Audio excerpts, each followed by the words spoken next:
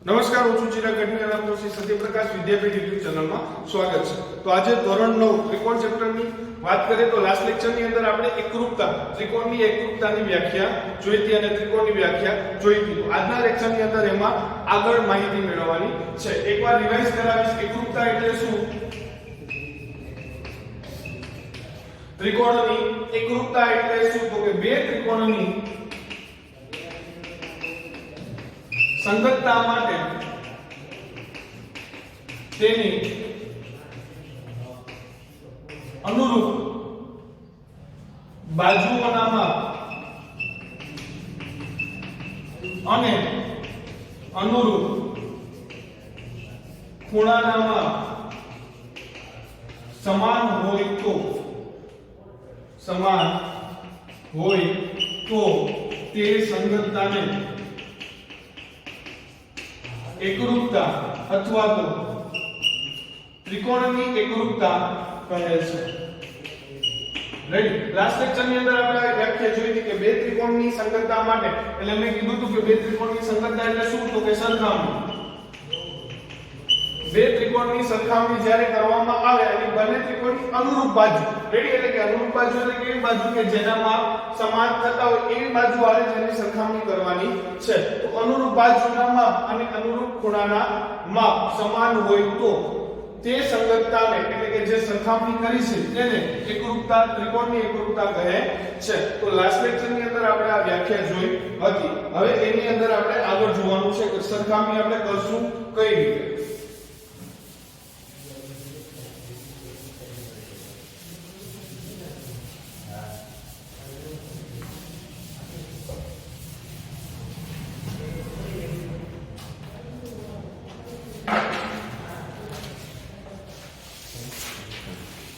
Ready. તો આપણે સંગતતા એકરૂપતા કરવા માટે ફોર એક્ઝામ્પલ આપણી પાસે બે ત્રિકોણ છે A B અને C અને બીજો ત્રિકોણ છે X Y Z। હા, ઓલી વ્યાખ્યા સાથે સાથે એક બીજી વ્યાખ્યા પણ તમને કહી દઉં કે બે ત્રિકોણના આ એક્સ્ટ્રા વ્યાખ્યા છે જે તમારે ખાલી યાદ રાખવાની છે। જો બોર્ડની એક્ઝામમાં એકરૂપતાની નવમાની ફાઇનલ એક્ઝામમાં એકરૂપતાની વ્યાખ્યા પૂછાય તો તમારે આ નાની વ્યાખ્યા લખવાની નથી, સ્પષ્ટ અને પૂરી વ્યાખ્યા લખવાની છે। આ જાણકારી માટે ખાલી આપું છું કે બે ત્રિકોણના કદ અને આકાર સમાન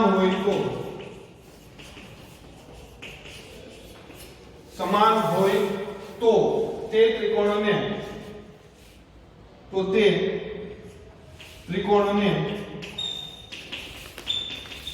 એકરૂપ ત્રિકોણ કહે છે। કેવો ત્રિકોણ કહે છે? એકરૂપ ત્રિકોણ કહે છે। જ્યારે તમે બે ત્રિકોણની સરખામણી કરતા હો ત્યારે તમારે બે વસ્તુ જોવાની છે, કદ અને આકાર। રેડી। હવે આકારની કઈ રીતે ખબર પડે? તો તમે જ્યારે કોઈ પણ બે વસ્તુ જોશો તેનો આકાર એટલે કે શેપ સરખો છે કે નહીં જોતા ની સાથે જ ખબર પડી છે। રેડી। જોવો એટલે ખબર પડી છે કે આ બંનેનો આકાર સરખો છે કે અલગ અલગ છે। તો આકાર જોતા ખબર પડી જશે અને કદ એટલે બાજુઓના માપ અથવા તો ખૂણાના માપ। રેડી। તો કદ અમુક દાખલાની અંદર સ્પેસિફાઈ કરેલું હશે ધોરણ 10 ની અંદર। અત્યારે તમારે કઈ માપ આવતું નથી।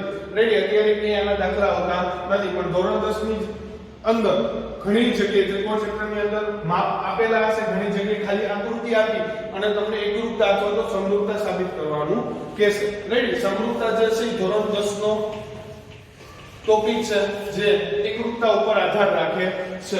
તો એકરૂપતા ખાસ કરીને ક્લિયર થવું જોઈએ કે બે ત્રિકોણની સંગતતા માટે તેની અનુરૂપ બાજુઓના ખૂણાનો માપ કેવો હોવો જોઈએ? સમાન હોવા જોઈએ। અથવા તો બીજી રીતે કહીએ તો કદ અને આકાર સમાન હોવો જોઈએ। ટોપિક ઉપર આવીએ કે એકરૂપતા આપણે સાબિત કરશું કઈ રીતે, એની માટે કેટલી શરતો જોડો।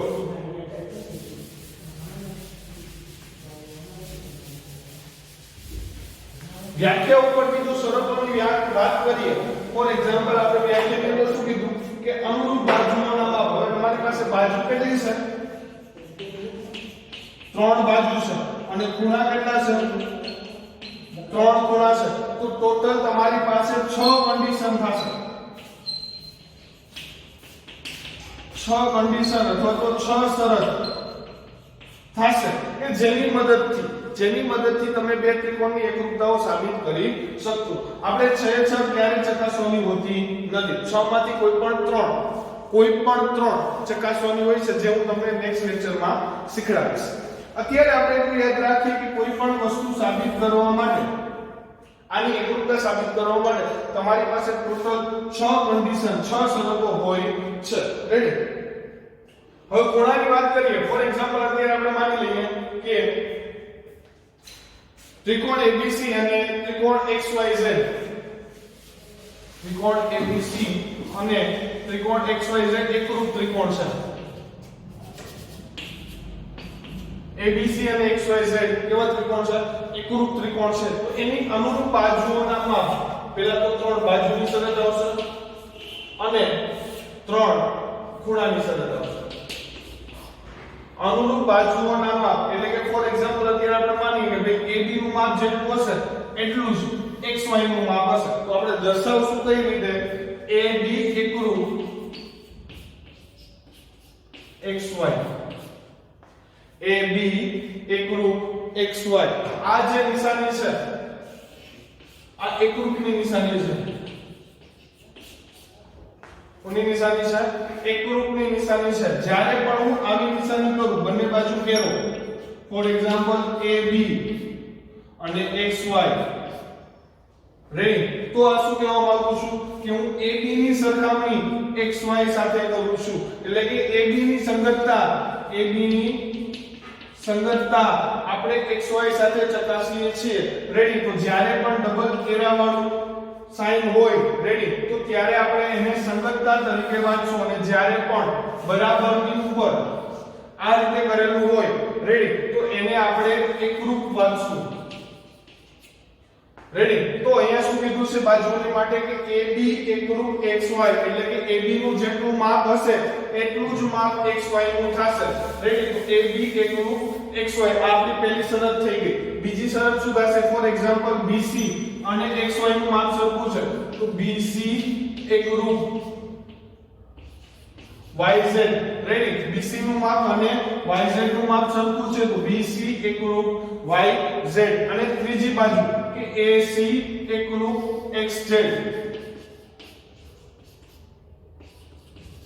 રેડી તો આપણી 3 બાજુની શરત આવી ગઈ કે અનુરૂપ બાજુ AB સાથે XY BC સાથે YZ અને AC સાથે XZ આપણે કનેક્ટ કરીએ છીએ અને હું અત્યારે માનીએ છીએ કે આ 3 બાજુ કેવી છે એકરૂપ બાજુ છે જો ખૂણાની વાત કરીએ તો AB જ્યારે રેખાખંડ સરખા હોય તો એની સાથેના ખૂણા પણ સરખા ચકાસી શકાય એટલે કે A અને X નું માપ કેવું હશે સરખું તો ખૂણો A એકરૂપ ખૂણો X ખૂણો B એકરૂપ ખૂણો Y અને ખૂણો C એકરૂપ ખૂણો Z તો આપણી પાસે જે 6 શરત થઈ કે અનુરૂપ બાજુ તો આ જે છે અનુરૂપ બાજુની છે અને આ જે છે એ અનુરૂપ ખૂણાની શરતો છે તો ટોટલ 6 શરતોની મદદથી આપણે કોઈ પણ બે ત્રિકોણ એકરૂપ છે કે નહીં તે ચકાસી શકીએ રેડી પણ જો તમે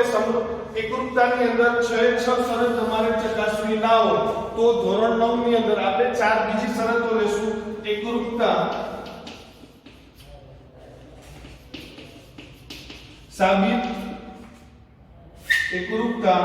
સાબિત કરવા માટેની શરત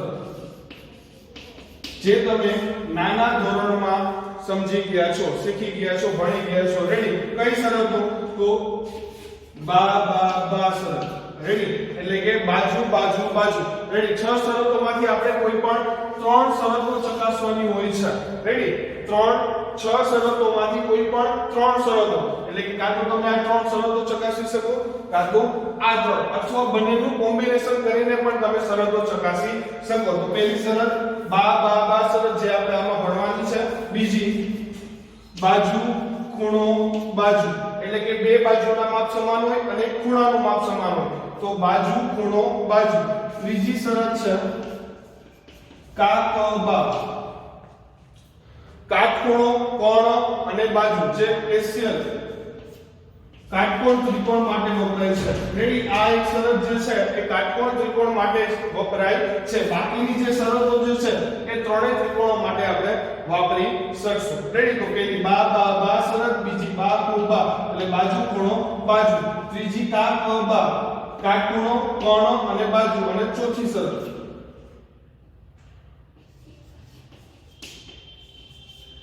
ખૂબાખૂ. રેડી, એટલે કે બે ખૂણા અને એક બાજુ, બે ખૂણા અને એક બાજુ. તો આ જે ત્રણ શરતો જે છે એ કોઈ પણ ત્રિકોણ ઉપર લાગુ પડી શકશે. અને ઉપરની એક ચોથી શરત જે છે કાકબા એ પેશિયલ કાટકોણ ત્રિકોણ ઉપર લાગુ પડે છે. રેડી, હવે જો જનરલ વાત કરીએ તો કોઈ પણ ત્રિકોણ માટે આપણે કેટલી વાર કઈ રીતે એકરૂપતા સાબિત કરી શકીએ જોઈએ.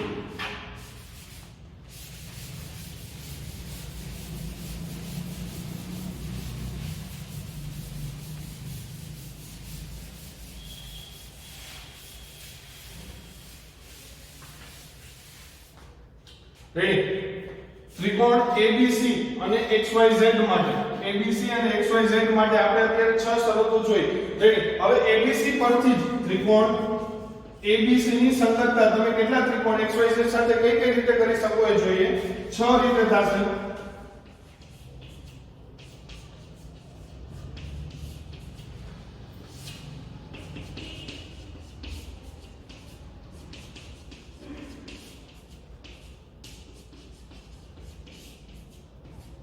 રેડી, ABC ની સંગતતા તમે XYZ એક જ ત્રિકોણમાં 6 રીતે તમે સંગતતા સાબિત કરી શકો. કઈ રીતે? પહેલી સંગતતા તો આપણે લઈ લઈએ કે ABC તો XYZ. રેડી,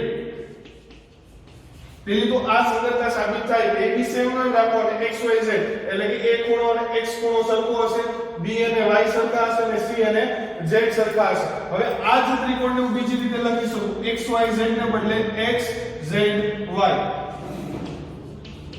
XZY એટલે કે એનો મતલબ શું થયો કે A ની સાથે X નું માપ સરખું છે, B ની સાથે Z નું માપ સરખું છે અને C ની સાથે Y નું માપ સરખું છે. જો આ ડિજિટ ફોલો કરવાના રહેશે. A સાથે X, B સાથે Z, C સાથે Y. અને આની ઉપરથી બાજુ કોણ મળી છે?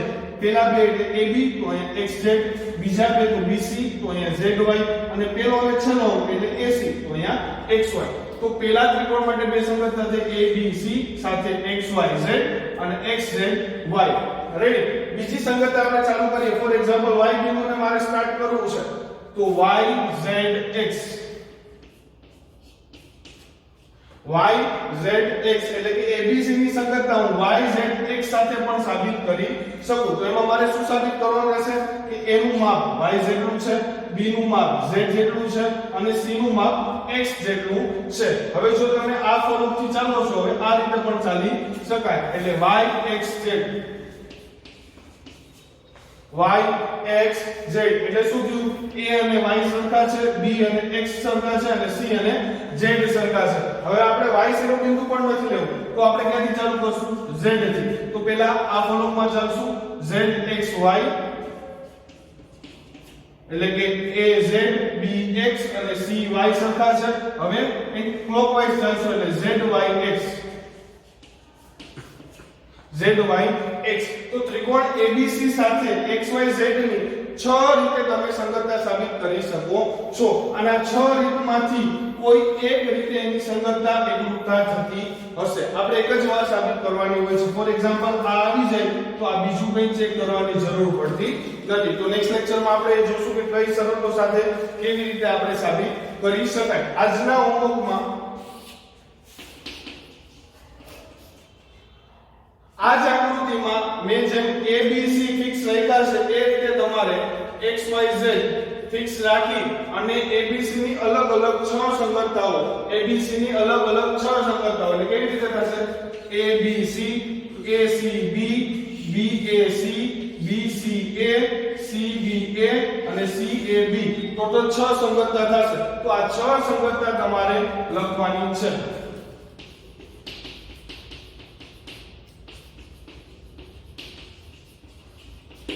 રેડી, તો આજના લેક્ચર માટે અહીંયા સુધી. નેક્સ્ટ લેક્ચરમાંથી આપણે નવી શરતો જોશું. ત્યાં સુધી જય હિન્દ, જય ભારત.